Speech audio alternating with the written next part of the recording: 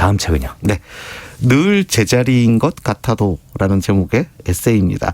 이 정신과 전문의이자 또 초등학생 아이를 둔 엄마입니다. 역시 일하는 엄마네요. 네. 이 송준미 작가의 에세이인데요.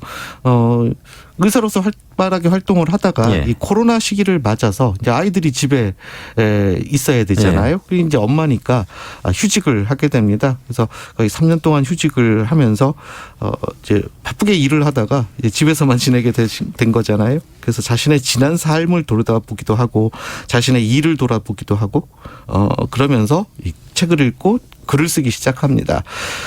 우선 정신없게 바쁘게만 살아왔던 지난 자신의 삶을 살피는 데서부터 이야기가 시작되는데요. 이 저자의 글쓰기는 이제 진료실에서 만났던 그동안 환자들에게 자신이 진료실에서 못다 했던 이야기들로 이어집니다.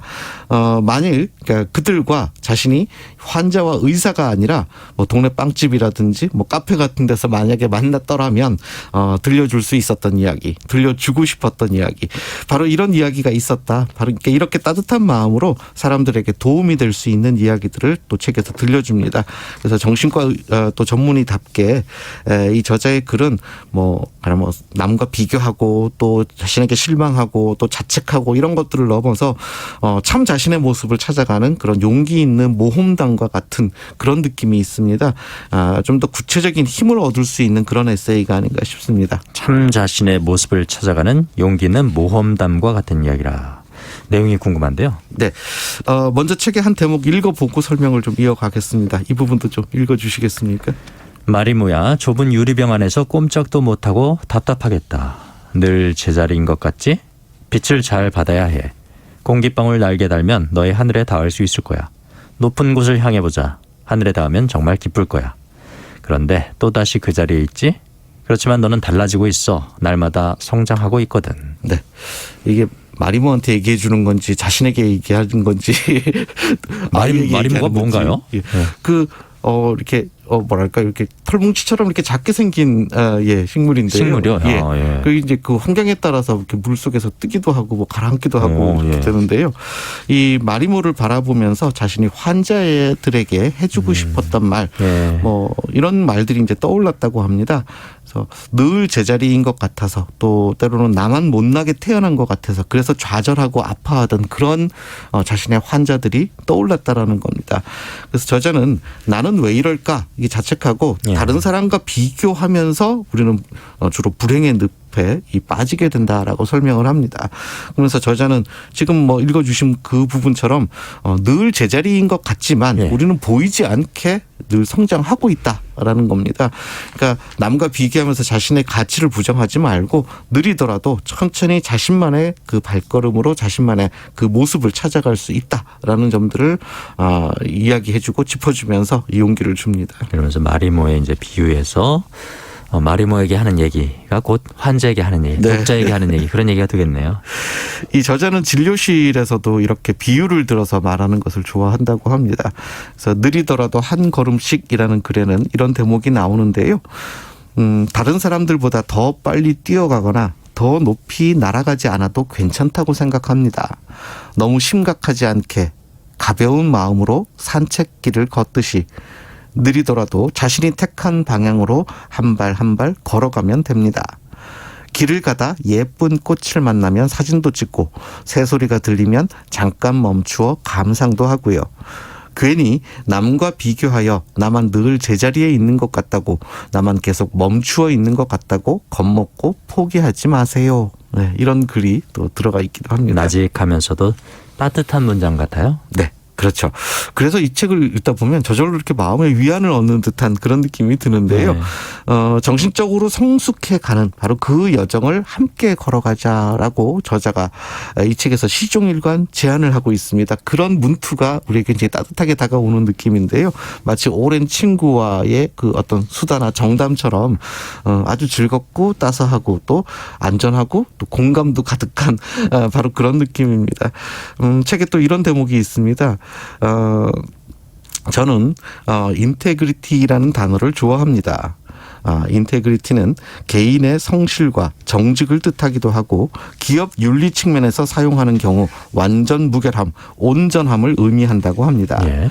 인생의 어느 시점이든 주어진 시간이 많이 남지 않았다고 느낄 때 우리는 자신의 삶을 과거에서부터 현재까지 연결하여 하나의 이야기로 통합하려는 시도를 합니다.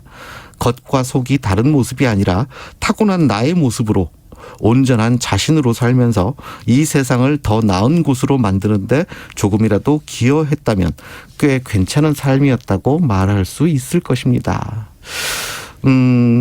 이 대목이 또 특별히 눈에 띄었던 게 그 앞에 책에서 김미월 작가도 좀 더 나은 아이와 글쓰기를 통해서 나는 좀 더 나은 사람이 되기로 마음을 먹었다 이렇게 얘기하는 대목하고 너무 잘 연결이 돼서 그러네요. 예, 이 정신과 의사로서 이 환자들에게 좋은 말을 들려주고 싶어서 틈틈이 책을 읽다 보니까 자신은 독서를 즐기게 됐다라고 이 책의 저자는 이야기하는데요. 그래서 이 책에서 자신의 글쓰기에 영감을 준 그런 뭐 책과 음악과 또 예술 작품들, 미술 작품들 이런 것들도 함께 책에서 소개를 하고 있었습니다. 앞서 소개해드린 쓰지 못한 몸으로 잠이 들었다와 좀 연결이 되는 것 같아요. 그 네. 책의 저자도 이제 일하는 엄마로서의 육아 뭐 그런 거를 얘기했는데 이 역시 마찬가지인 것 같습니다. 네, 그렇습니다. 정신과 의사 뭔가 구체적인 방법이 있지 않을까 저도 그런 생각이 들어서 이 두 권의 책을 연속해서 읽었는데요. 부모가 들인 수고와 노력의 양과 질에 비례하여 반드시 자식이 잘 되거나 못 되는 게 아닙니다.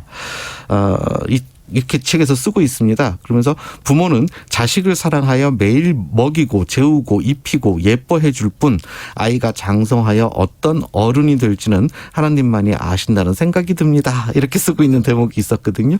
또 아이를 키우는 동안에는 나를 위한 시간과 에너지가 항상 부족하게 느껴졌지만 돌이켜보니 아기에게서 부족함 없는 사랑과 신뢰를 벅차게 받았습니다. 그 아이가 이제 훌쩍 커서 제 어깨를 넘어섰습니다. 조만간 제 키를 넘어서고 언젠가 더 넓은 세상을 향해 더 큰 모험을 떠나겠지요. 지금 이곳에서 아이와 서로 아껴주는 하루하루가 행복임을 다시금 떠올려 봅니다. 이렇게 이 저자는 쓰고 있었는데요. 그 육아와 일의 병행이라는 것에는 그야말로 왕도가 없다라는 것을 알 수가 있었습니다. 네. 그러니까 앞에 책 6분의 작가들 또 여기 정신과 의사분 왕도가 좀 있으면 좋으련만. 그러면 그 방법을 따라하면 좀 육아와 일하기가 좀 수월해질 만한데 그렇죠. 예. 왕도가 따로 없다는 거잖아요. 예, 뭐 수월해지는 방법은 따로 없는데 예. 마음을 수용하고 본인이 깨닫는 예. 수밖에 없다는 거죠. 이 정신과 의사인 송준미 작가 역시 하루하루를 선물처럼 소중히 여기면서 최선을 다해서 현재에 충실하자 이런 제안을 이 책에서 하고 있었습니다. 네, 송주민 작가는 이 책을 통해서 뭘 말하고 싶었을까요? 그러니까 정신적으로 계속 성숙해 가자라는 것이 이 제안의 핵심이었습니다. 그러니까 작가는 자신을 돌아보기 시작하고 또 더 나아지고 싶어 하며 이 변화를 시도하는 그런 사람들은 분명 그 이전과는 어떤 식으로든 달라진다라고 조언을 합니다. 그래서 자신에 대해서 열심히 알아가고 또 자신의 모습을 있는 그대로 존중하고 또 그것을 토대로 해서 다른 사람과 공감하고 연대하면서 우리는 우리 자아의 경계를 확장하고 정신적으로 성숙해지는 바로 그런 길을 걸어갈 수 있다. 그것이 우리가 우리 여러 가지 어려움들이 있는 우리 삶 속에서 우리가 해 나가야 할 그런 방향이다라고 제안을 하고 있었습니다. 이 저자는 이렇게 이야기합니다. 허무라는 세계에서 의미라는 세계로 넘어가려면 관계라는 다리가 필요합니다. 인격과 인격이 만나는 사랑의 관계는 우리가 삶의 의미를 찾는 여정을 끝까지 마칠 수 있도록 힘을 북돋아 줍니다. 저는 이 문장을 또 특별히 골라드리고 싶습니다. 정신과 의사인 송준미 작가의 늘 제자리인 것 같아도였고요. 앞서 소개해드린 책은 6명의 시인과 소설가 엄마들이 같이 쓴 쓰지 못한 몸으로 잠이 들었다였습니다. 오늘 이렇게 두 권의 책 소개해 주셨습니다. 출판평론가 김성신 씨였습니다. 고맙습니다. 네, 고맙습니다. 8시 20분 지나고 있는데요. 교통정보센터로 가서 이 시각 교통 상황 알아보겠습니다.